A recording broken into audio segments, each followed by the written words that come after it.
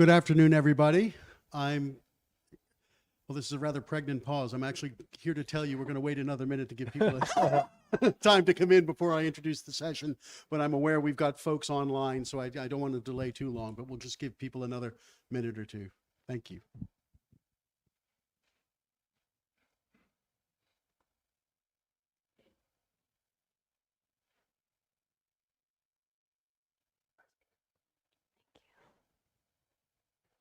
Do you have a song for us or something? Like a walk-up song? Yeah. Oh, I like that. Yeah. I have a live mic, so I won't say that. That's a good idea.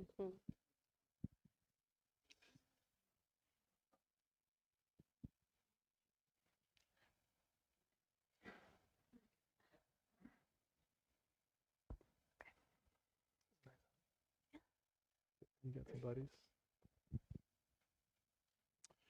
Right, let's make a start then. Welcome, everybody, to the library here at the International Center for Jefferson Studies. My name is Frank Cogliano, and I am currently the interim director of the center, and it's my great pleasure to welcome you here this afternoon for this book event. Our featured author is Whitney Nell Stewart. Whitney is a friend to ICJS. She's well known to us. We're really looking forward to having her here as a fellow in June and July of this year. And she received her PhD from Rice University and is currently professor of history and a faculty member of the Edith O'Donnell Institute of Art History at the University of Texas at Dallas. She also told me before we started, and this isn't in my notes, that she just received tenure. So I think we owe her a round of applause.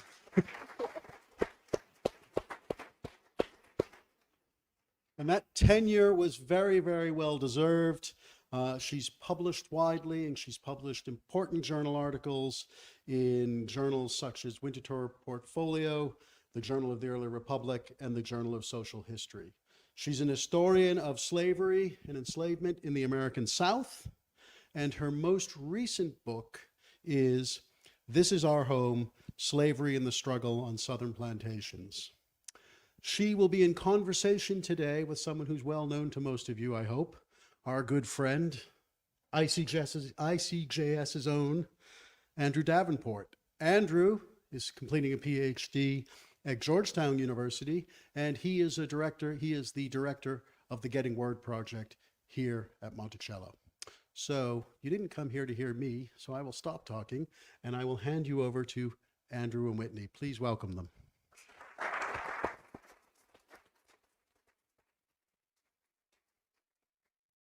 Thank you so much, Frank. Can you all hear me? Excellent. And welcome, Whitney. Thank you. The South is the soul of America, as Imani Perry reminds us, and it behooves us to better understand it. Recently, the best way I found to do so is by reading Whitney Stewart's This Is Our Home: Slavery and Struggle on Southern Plantations. This Is Our Home represents a major advancement in the field. It is brimful with brilliant interpretations of an abundance of sources, demonstrating how enslaved people sought to find meaning in and exert some measure of control over where they were forced to live and labor. In addition to a nuanced analysis of how enslaved people struggled to make a home for themselves in the face of the exploitation and violence of slavery, Whitney presents 5 illuminating case studies of the entangled histories of Black and white families throughout the South. To relate her story, Whitney uses a vast array of sources, artifacts, court cases, a walking stick, burial grounds, slave cabins. It's really an astonishing and impressive work. And personally, as a historian of slavery who spends most of my time working with documents, I am moved by Whitney's example to expand my notions of what the archive is and what it could be. Whitney, this is your first book. What was your research and writing process like post-dissertation, and how did you arrive at this topic and its organization? Well, thank you for having me, first of all, and thank y'all for being here. I'm excited to talk about the book and talk about how we interpret slavery in the modern day, especially at places like Monticello. I wrote a dissertation that was a broad cultural history of the role of home in the Black freedom struggle in the 19th century. And after defending my dissertation and taking some time away from that dissertation, I realized that I wanted to take what I had learned on the kind of broad scale and bring it down to place, people-based stories. So taking these cultural ideas of the importance of home, both in slavery and freedom, how did enslaved people actually attempt to create a sense of home while living confined to Southern plantations? And I realize now, in the moment we may not realize what is happening, but I realize looking back that I was very much influenced by my time as a field research fellow with what was called at the time the Classical Institute of the South. Now is called the Decorative Arts of the Gulf South, which is run by the Historic New Orleans Collection. And I spent this summer rummaging through basements and attics of privately owned antebellum mansions in Natchez and St. Francisville, Louisiana. And while we were doing this really deep material culture-based work, we were also touring plantations in both Natchez and around St. Francisville. And I was struck after spending a year, my first year in graduate school, reading about slavery and Southern history, to be confronted with the absence of it on these plantation tours. But almost more than the absence, it was when Black people were discussed, it was only as laborers. And there felt to be a disconnect between home and labor, white and Black. And I wanted to know a little bit more about why we racialize the idea of home. We continue to racialize it out of places like historic plantation sites. So once I was done with the dissertation and then taking this question that I had about the racialized nature of home on plantation sites, that then led me to really want to go deep into the individual stories of these sites and the people who lived there, both Black and white. Because that kind of struggle, which in many ways defines slavery, on the ground, I knew that white homemaking was confining Black homemaking as well as the actual physical confinement of individuals on these sites. And so to give it just a little bit of insight, because obviously there are hundreds of plantations, thousands of plantations that I had to choose from. And so I put into place a system. I knew I wanted at least 4 things from each of the plantation sites that I was going to focus on. I wanted the site to be open to the public, because I wanted to be able to actually go there. I wanted to go on the tours to see how slavery is discussed. I wanted there to be extant buildings that I could go into and that I could experience, because however much we know that landscapes and buildings change over time, there's nothing like really standing in a building from the time period that you are studying. I also knew that I wanted there to have been archaeological work done on the site, being interested in the materiality of home and how enslaved people physically created a sense of home. It was clear that I needed some archaeology that I could look to. And lastly, I wanted there to be an archival record. So with all 4 of those things in mind, over time, I came to the list that is a part that defines this book.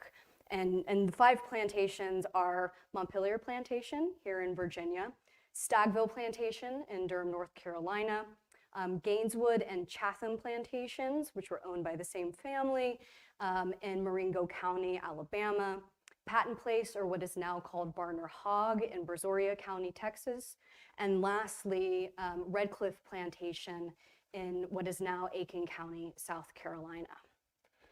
Thank you for informing us about how to pronounce Chatham, among other things.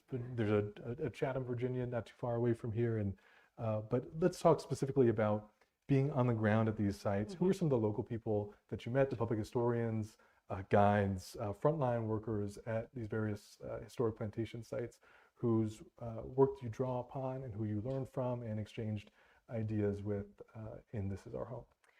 I feel so honored to have worked with site staff at all 5 plantations.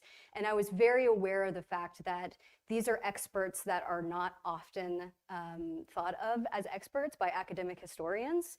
And I wanted to ensure that I not only worked with them, but I really was able to, I sent them chapter drafts because I wanted their input, and I wanted to ensure, I mean, these are the people that know that on this date in this year, this thing happened. And because there are so many things going on when you're writing a book, those things can kind of get lost. So for me, I just building relationships with folks who are living this history on these sites on a daily basis was really important. But my first research trip for the book was at Montpelier. And I had never been to a site that had archaeologists on staff. And I just thought that was the coolest thing, because I mean, I think most of us wish that we were Indiana Jones. And so I was like, this is the coolest thing. I get to talk with these people doing this work. And I did a tour with Matthew Reeves and with Terry Brock, who used to be at Montpelier. And walking the site with them was so illuminating. They were able to shed light on the work that they are doing, which really helped me as I began to figure out how to read an archaeological report, which is like a whole other, for me, it was like learning a new language. And being able to walk the grounds with them was just so eye-opening. And working with them after that as well, they were able to facilitate my understanding of the site, but more importantly, how to do the work and do it well of a material culture scholar. I also really enjoyed working with local and community historians, so folks that weren't necessarily site staff, but who were doing work in very, very detail-oriented work in libraries or genealogists. There's a librarian in Florence, Alabama, which is in northern Alabama, who sent me, just reams of information about plantations up there and about the cemetery work that, for instance, her grandson had been doing as an Eagle Scout to help to restore one of the cemeteries in the area. And then descendant communities, of course, an important part of this. And every single site, I did not have the opportunity to talk with descendant groups, but any opportunity I did have, I absolutely took it up. And I'm very grateful, for instance, at Redcliffe Plantation, I just last month went to Descendants Day there and did a book talk and was able to meet one of the young women who is in my book. And this is gonna probably sound crazy to people that's published a book or if you've worked with a publisher before, but I told my editor, I was like, I want to include an Instagram post as a figure in my book. And he said, what? But it was so important to me because there was this young woman who is a descendant of enslaved people at Redcliffe, and she had her dental school graduation photographs taken in front of the cabin where her people had been enslaved. And I just thought it was this powerful statement. And she actually says in the post that she is, that this place and she is a legacy of the perseverance of her family at this site. And it just so beautifully encapsulated, I think, the multi-century long homemaking that had been happening at this place. So getting to meet Brianna Henley and the larger Henley family, and then get to present about the book and see the ways that the work that they are doing to reclaim these spaces as their family legacies, something that James Henry Hammond very much would not have wanted, was so powerful. Three contested concepts really figure very specifically here, and that's home, family, in the South. Can you talk to us a little bit about how you define each of those concepts and how they figure into your scholarship? Absolutely. Home, as I came to define it for the book, is a place, an idea, and an aspiration. It's a place, but it's not just the kind of place that we often imagine it to be. I was very much influenced by the work of Whitney Battle-Baptiste, who wrote this great book, Black Feminist Archaeology, and she talks about the captive domestic sphere as being a place on sites of enslavement where home is much larger than the single room or cabin in which enslaved people were living, that it goes into the yards, it goes into the fields, it goes to the river. It is really the entirety. And so kind of thinking about home as this much broader place where actions are taken in order to fulfill aspirations of what home can be. And knowing that home is in some ways a universally sought thing, yet rarely do we ever actually get the home that we want, and that people have to live within situations of confinement and abuse, but that does not limit the attempts to still feel a sense of these aspirations that I lay out in the book of, a space that is one's own, that has a modicum of privacy and protection, that one can feel a sense of rootedness in a place, that one can have a bit of power over their space, and that this space can be a legacy for future generations. And that gets to the family, which, I still can't fully define what I mean by family in this case. When you study the history of slavery, you go back to Herbert Gutman and you're thinking about the Black family and slavery and freedom. But I think more recently, reconceptualizing what family was in slavery, getting our minds away from the 20th century Western notion of a nuclear family, and rather thinking about family in some ways like home as a kind of practice. That it is an idea, but it's also something that is made and remade continually. And I love that idea as family as practice. yeah, exactly. And that actually, it also gets to the idea of the South, because I'm teaching a U.S. South to 1865 class right now, and the question we started with and the question we're ending with is what and where and who is the South? David Potter, the historian, once called the South a sphinx, and I think in some ways that is right, that it is an enigma, but I also think it is an ever-changing idea. It's one that, as my students and I are looking at what defines the South in 1500 versus 1800, it looks very different. But I always come back to the institution of slavery, which can be confusing and can not work too well if we want to ensure that we show how wide slavery's talent, or how wide slavery's reach actually was. For instance, we don't define California as part of the South, but California absolutely had enslavement, both of indigenous folks and of Black folks. So every one of these three terms, I think, is not static. And every one of them is in a way about the practice and the making of this thing. Well, you parse this beautifully, and this is such a nuanced story. We don't live in an age of nuance by any stretch of the imagination. How has your argument that that plantations, which have been can be defined as labor camps, as you mentioned, can also be home, how has it been received by your audiences? Yeah.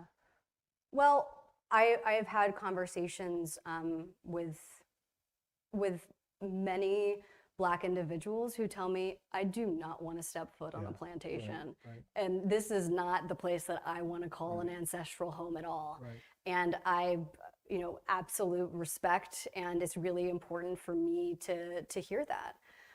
At the same time, I have been speaking with folks and reaching out to folks because there are stories in the news about Black Americans doing the work to reclaim these spaces.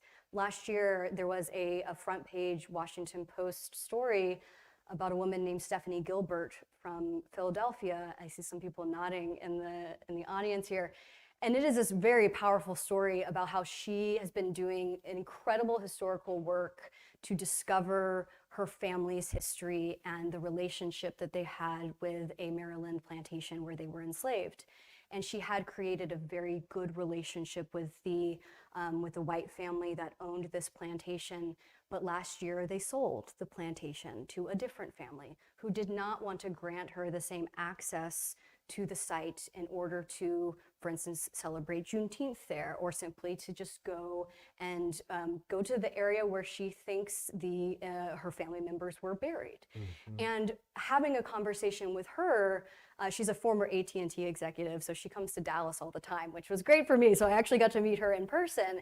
And for her, this place is as much her home as any person who legally owns it. And that for me confirms that, at least for some folks, this book can perhaps be a way of supporting the contemporary project of ensuring that we don't look at the Southern landscape as something that is just owned and defined by the white people who legally owned it, but instead is a place where the struggle is happening, but also this homemaking and claiming of home was happening. Let's talk really specifically about your methods here. Okay. Because I think that is among the major contributions that you're putting forth. And how did you go about, I mean, scholars of slavery often talk about the very limited source space that we have to work with. You address that, and you say, let's also take a look at visual culture and material culture. How did you go about literally expanding the archive? And there are several historians here whom Whitney cites, Fraser Nyman, Gillian Galley, Monticello's own, and I'm sure that there are other people here that you're citing as well. You're drawing upon archaeologists, public historians, descendants, Instagram posts. How did you actually go about doing this? How challenging was it? And are your methods, how replicable do you see your methods as being? So I have to say first that I think many of us have a single book that we go back to again and again that we can see as a kind of origin for our own work. And for me, that is Stephanie Camp's Closer to Freedom. And I actually was on a panel 2 weeks ago at the OAH celebrating the 20th anniversary of this book. And going back to read it, I was struck by how she really encouraged us to see the landscape differently, building on the work of folks like Del Upton and John Michael Vlatch. But she uses material and visual culture slightly, but doesn't really take us fully there. She invites us to use material culture and visual culture to reassess enslaved women's lives, enslaved families, spaces of enslavement. And I took that call very personally, and the kind of the gift that she gave so many of us to go in different directions. And for me, that was how I wanted to take the gift that she had given us of this book. And so when I began graduate school, I was in a program that did not have material culture scholars. So I just assembled my own material culture education through art history classes, museum fellowships and internships, and working closely with folks who do consider themselves to be material culture scholars. And a lot of reading in archaeology was required. Greg Gundeker's work on African-American archaeology was very influential for me. I mentioned before Whitney Battle Baptiste, her work in Black feminist archaeology. All of these helped me to get a sense of how I wanted to create a methodology that would be create a methodology that would be rigorous, that would have the care and the caution that is required when interpreting, I would say, any source, period, but especially a source that we don't have words associated with it. There are many methodologies out there in terms of material culture. Jules David Brown's famous 1980s article about how to do material culture, taking that and finding out what worked well for me when I'm actually in a museum or at a site, and finding these particular objects. And I think that it is, in fact, a replicable methodology. I have a section in my book, the appendix, which is a kind of how-to, in a way, of doing material culture. And I do hope that it will be used in the classroom. I think that it's a good tool if you're teaching a methodologies class, for instance, of having students learn how to go step by step, but also be thinking about what is the theory of material culture, that we take objects seriously and they don't just reflect the individuals that use them, but they can tell us something about relationships and systems and structures and societies, but also the source base itself. It is a source base, a theory, and a methodology. It's all of these things combined. So within the appendix, I do kind of take you through how to using the walking cane, which is in the second chapter of my book, how you look at the object itself, focus on the materiality of the thing first, try to understand it as an object, its function, its meaning, and then you can expand from there to think about the multiple contexts that the object represents, where the object is left, who may have left it, at what time period, for instance, in the history of the plantation was it deposited in this place, because the walking cane is deposited during a time of expansion of the plantation. And there are other objects at Stagville that were also intentionally left behind walls or within the ground at times of, if it was an expansion, of depletion, because 200 enslaved people are being ripped from their North Carolina home and taken to Mississippi and Alabama. And so moments of dramatic change we can also see as one of the contexts that can provide information on what this object might mean for the people who were there. So the Stagville example, there's three in the chapter, but let's talk about the tuning forks in the enslaved quarters and the walking stick left behind in the Brennahan Cameron plantation home. If you could really illustrate those 2 points and moment of building the plantation and the depletion. Let's talk about how these objects were left behind and possibly why, how you speculate and inform us. And I want to say that I'm building on the work of a local historian, Alice Ellie Jones, who has written about objects that were left at Stagville. And these particular objects are fascinating in part because archaeologists and others, site staff, found them behind walls, and we don't have a provenance for these objects written out for us like we would if they had been in a museum for decades. And so really trying to do almost the detective work of figuring out who may have created, who may have deposited, and how might they have used this object. So because we know that this is a walking stick, because of the top has a rounded edge where one would have put their hand, the bottom is flat where it would have hit the ground, it is whittled in a way to almost have a snake-like characteristic around it, so a kind of natural motif. And it is a beautiful piece of wood that someone spent time creating before then placing between two walls where it would not be discovered for almost 200 years. And we know this particular wall is one where it was the interior of a wall and then an addition on the side. And so an addition was being made in the 1790s to this house when the interior could have been accessed to place this object. So the object has a context of the 1790s during the expansion of the plantation. And the question then is, for what purpose might it have been placed there? Because that is very intentional. During construction, someone takes a walking stick, places it, and then covers the wall to not see it ever again.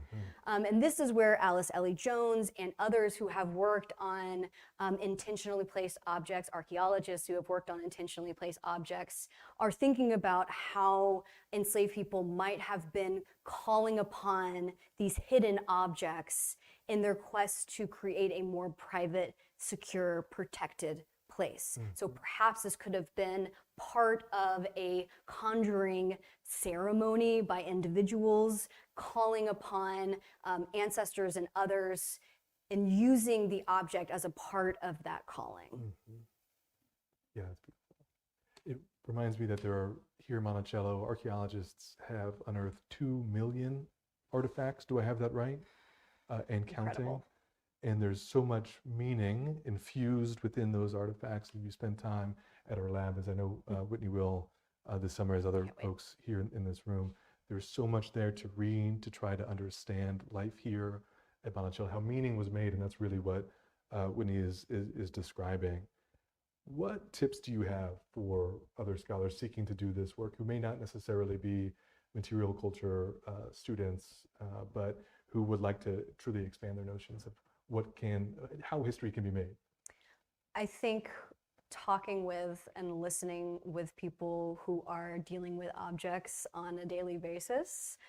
So archaeologists, curators, decorative arts scholars, there is such an extensive scholarship that most historians, or many historians, I think maybe they either don't know or they might be just intimidated by.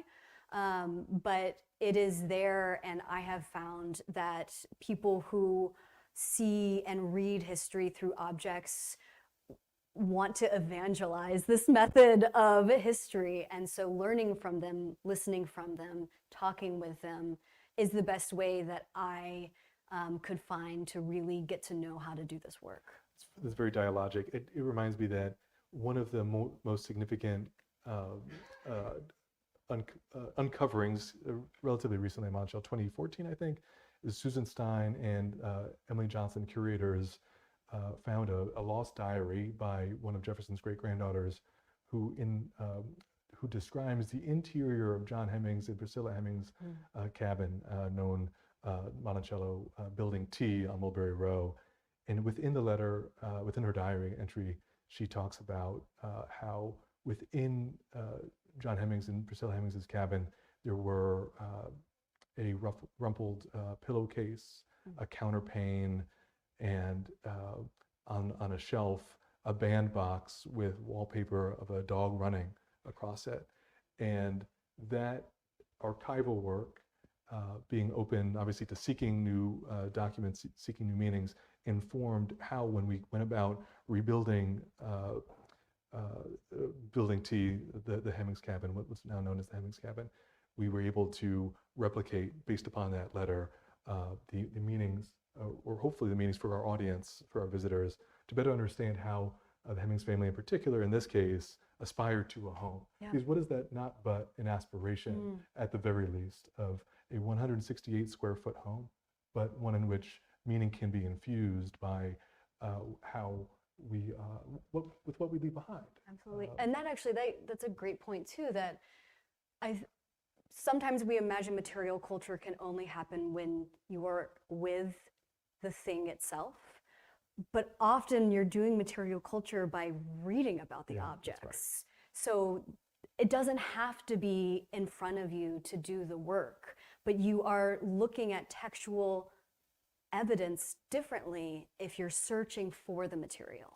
When you mention in This Is Our Home how, and you're drawing upon the captive domestic sphere, how enslaved people could see meaning or a sense of privacy at the very least within a quarter or in a yard or a burial ground, or even enslaved people were occasionally sleeping outside of an enslaver's room or the white family's room. And it reminded me also that working with our curator, Diana and Price, who's been reading the Randolph correspondence, realizing that enslaved people at Monticello did similar things, slept outside Jefferson's sister's room, for instance, in the 1800s, and how Jupiter Evans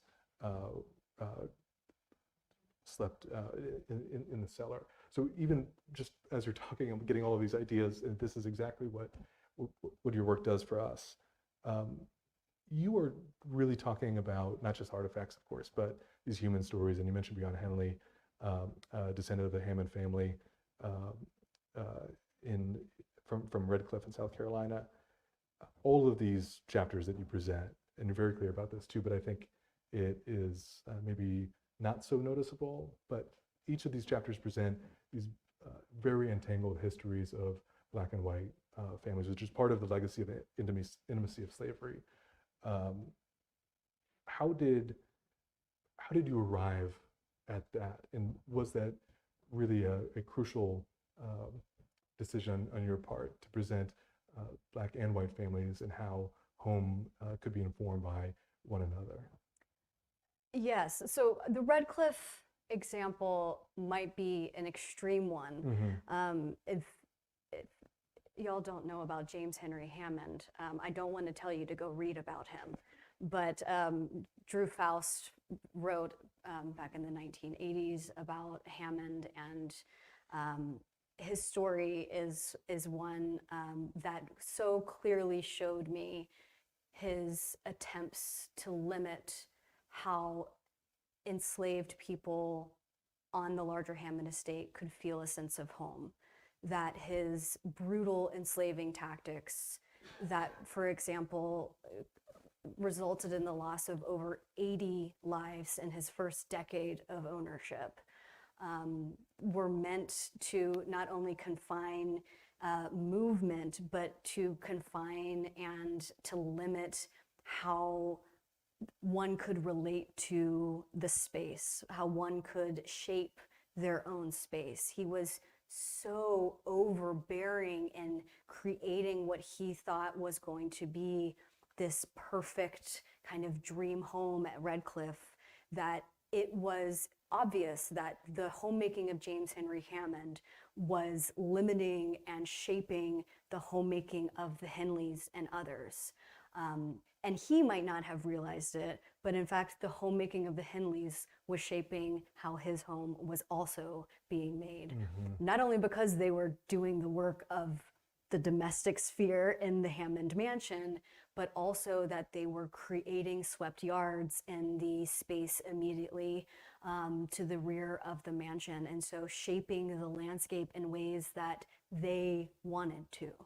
And that kind of back and forth was obvious to me in the archival and in then the material and archaeological record. So necessary, I think, to look at both, and also influenced by Thavolia Glimp's work, where she very clearly says, if we are looking at the lives of enslaved women and men and children, we have to be recognizing, contending with, and talking about the white enslavers and the ways that they confined the work of and the lives of those people. In your conclusion, we had a great conversation last year when you were visiting about the concept of home place. And it's something that you innately know as a native Southerner, but how does homemaking express itself in home place, in freedom for Black families, and how does that work? How does that figure into your work and where you want to take your next couple of projects?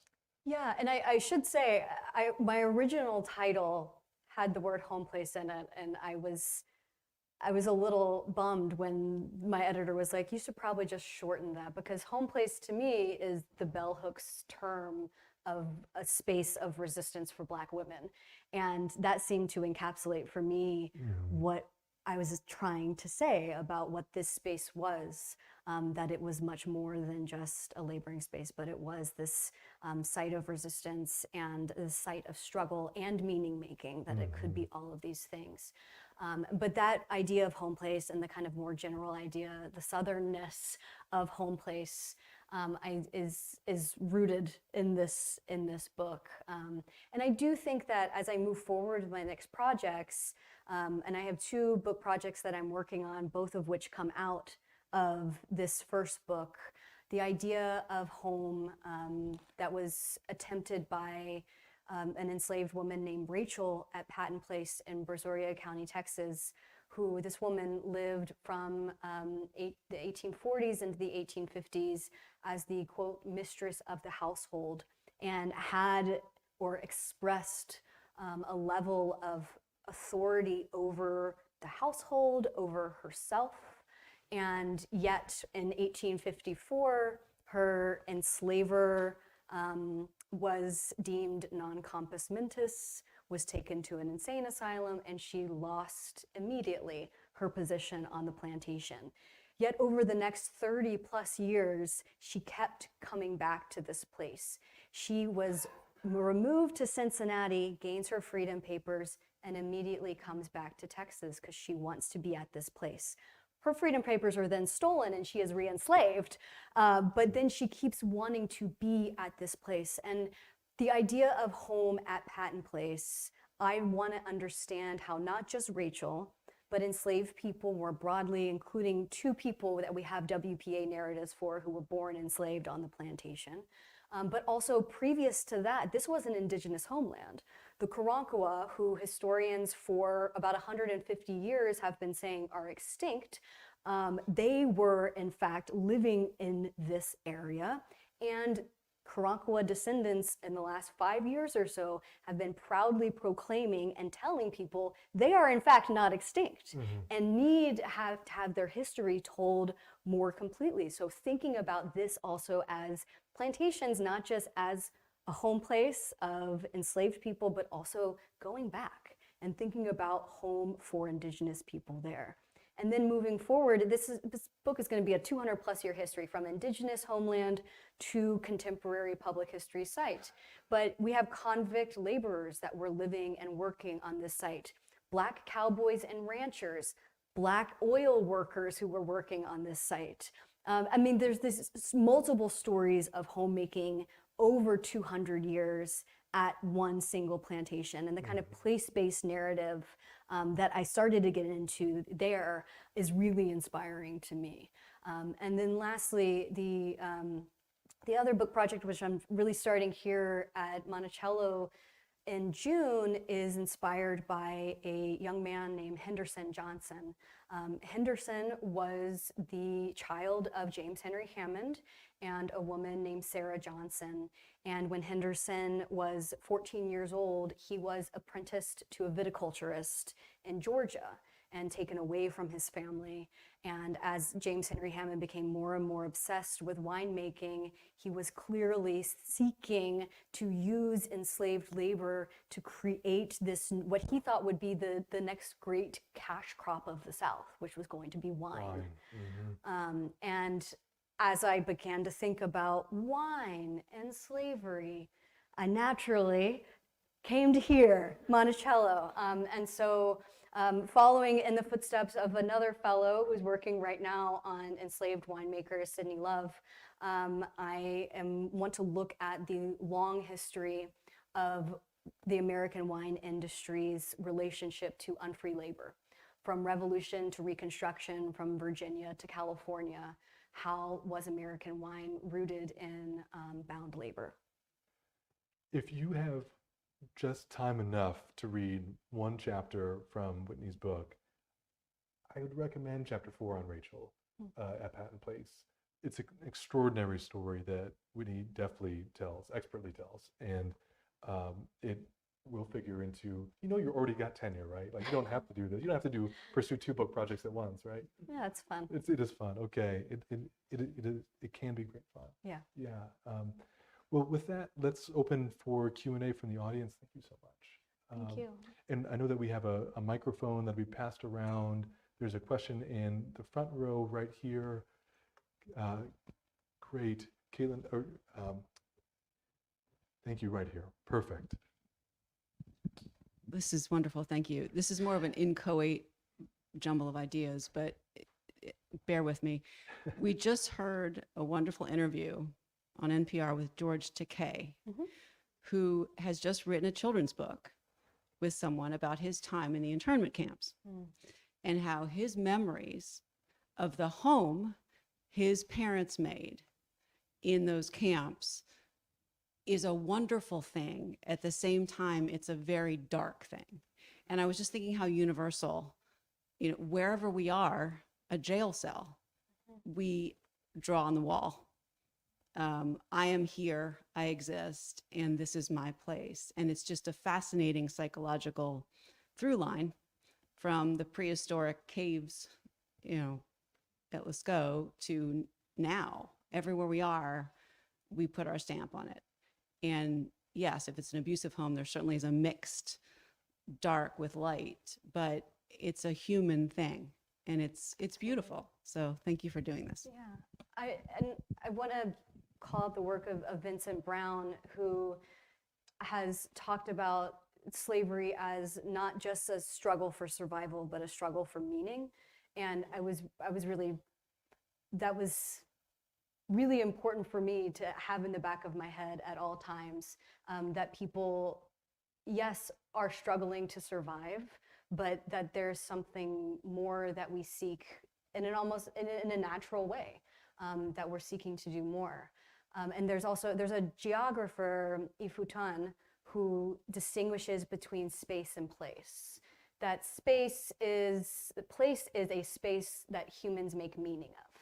And again, coming back to this idea of meaning making, and the fact that it's a gerund, that it's a process, that it's something we are always doing, that it's never just you build a nice little cottage and that's it, that you're constantly working and doing to make that home.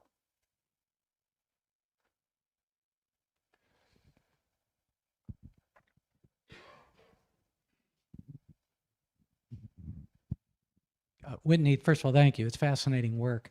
I actually have a question, comment, but I'd be interested in your thoughts. In listening to you, I'm fascinated by time, and not historic time, our time. Because several things you said, you talked about in Maryland, the change in ownership of the plantation and how that affects the descendant community. You talked about material culture people evangelizing their work, trying to convince people of the significance of this kind of work. Your comment about historical interpreters and talking to historical interpreters, we are very familiar with the change in historical interpretation over time, certainly here. How do you see your work and what you're doing? Is our understanding of this type of work changing? How is it changing? Is it not changing? Is it retrograde? I'd be interested in how you see this fitting in the last 10 years, the next 10 years. I am not novel in that I feel like I am part of a movement that is happening and that is very specific to this particular moment, that we need what came before the work of the Montpelier Descendants Committee for the past 2 decades to then get to the point where they can claim parity on the board. The work that plantation sites, many of them, not all of them, here, yes, have been doing for the past 2+ decades, to not just center the stories of enslaved people on a separate tour, but to actually integrate these stories into the entirety of this place. And if it weren't for my time when there was the before times when there were plantation tours that this was not the case, I don't know if I would have gotten to the place that I wanted then to write about this, but there still would have been a reckoning, which there has been, with what plantation sites represent.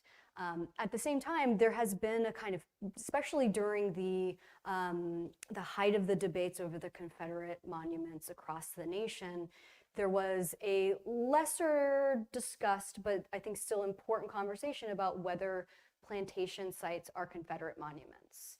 And I found those arguments to be simplistic, because it's not recognizing that they could in fact also be understood as these legacies of Black homemaking, and not just what a white enslaver in 1858 thought about these places. So for me, it has been listening to and being influenced by the work of those who are around me. History is always a process of interpretation, and we are individuals with our own subjectivities that bring to the history different perspectives. And I feel very grateful that I'm at this point where I get to have learned from so many people who are different than I am, that then I get to also bring that, not just my subjectivities, but the kind of subjectivities of my age into my work. Question in the front row here. Caitlin, thank you so much. Thank you so much, both. This was a fantastic conversation. I can't wait to read the book.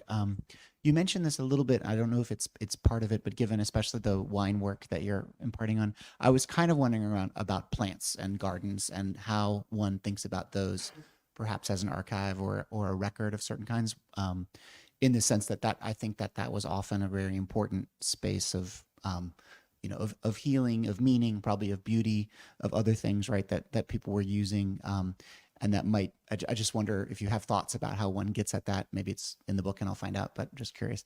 Yeah, and absolutely, the yard and the garden is an extension of, it's not just an extension of home, it is a part of home. So I think in terms of homemaking, that is a part that I don't explore extensively in the book, but I do think that is something that could be an avenue for further research. Landscape archaeologists are incredible. Landscape historians, architectural historians also kind of think in similar ways. I am I'm thinking of the edited collection Cabin Yard Quarter that brings together archaeologists, landscape historians who think about space and landscape in ways very differently than a kind of traditionally trained historian would. So as I'm thinking about plants and gardens and vineyards, I'm going to be going back to that work to see how they do the research and then the interpretation of those landscapes, because it is, for me, it's entering into a bit of a new territory. But I think you're absolutely right that this is a way of thinking about home beyond just the single cabin that we too often imagine enslaved people had conceived of home.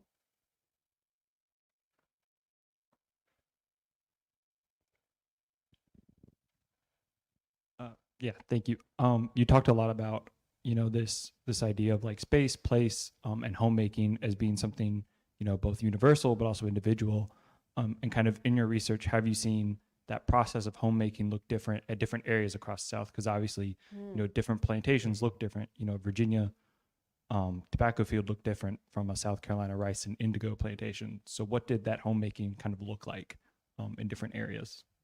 Yeah, great question. And I did want to have diversity in terms of the size of plantations represented acreage-wise, also the size of the enslaved community, as well as the kind of crops, main crops that were being harvested, because each of these would change the way that homemaking was possible. And I'm especially thinking, for instance, in Montpelier, where you have multiple generations of enslaved families who are living on the same site until the 1830s. Yeah. I was going to say, you open the chapter talking, there were multiple generational families by the 1790s. This isn't by 1860, this is the early federal period. Exactly.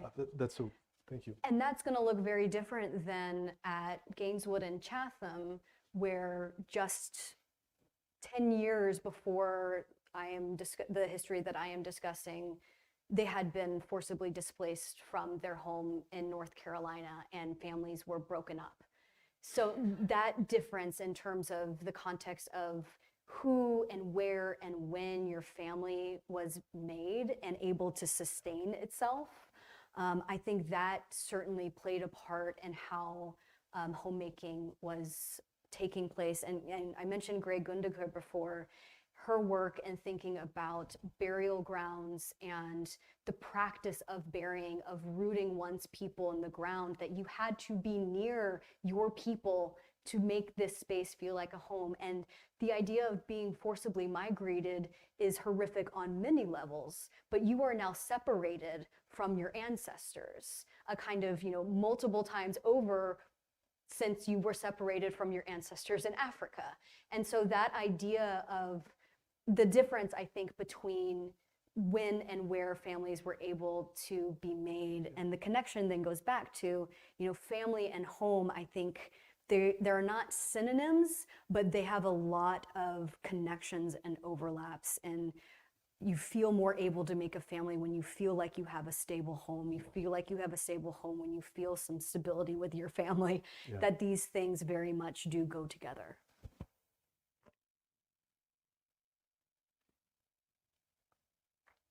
I think then we should end there. And yes, Frank? Make an announcement before you Of wrap course, up, Andrew, yeah. which is something I should have said at the beginning. It's very important. Whitney's book is on sale.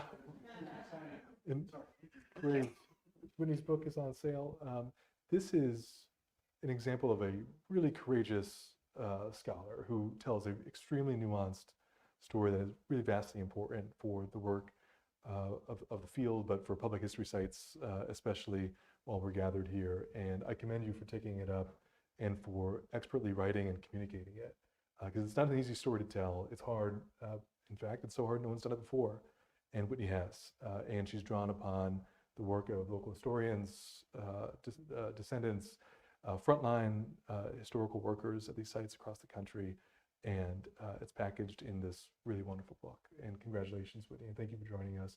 This is our home, Whitney Nell Stewart, on sale. And please check out more of her work. It's wonderful. Thank you, Whitney. Thank you. Thanks, y'all.